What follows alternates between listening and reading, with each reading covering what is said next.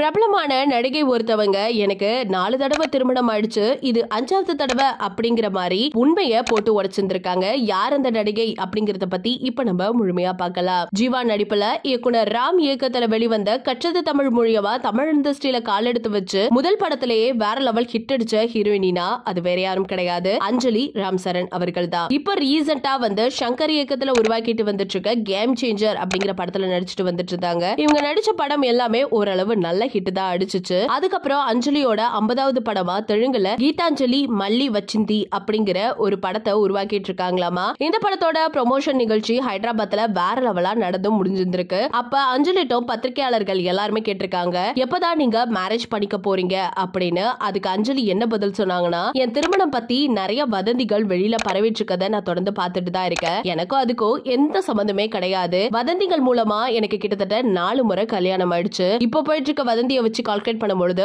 5வது திருமணமும் எனக்கு ஆக போகுதுன்னு நினைக்கிறேன். சோ இப்படின்னு அஞ்சலி அவர்கள் ஃபன்னாவே பதில் சொல்லியிருந்திருக்காங்க. இதை கட்ட ரசிகர்கள் எல்லாரும் வாயை பொளந்து அஞ்சலியா இப்பெல்லாம் பேசுறாங்க அப்படின்னு கேள்வி எழுப்பிட்டு வந்துட்டு இருக்காங்க. இத பத்தி நீங்க என்ன நினைக்கிறீங்க அப்படிங்கறத மறக்காம நம்ம கமெண்ட் செக்ஷன்ல ஷேர் பண்ணிக்கோங்க. இது போல பல அப்டேட்ஸ் நீங்க உடனுக்குடனே தெரிஞ்சுக்கணும்னா நம்ம சேனலை சப்ஸ்கிரைப் பண்ணி வச்சுக்கோங்க.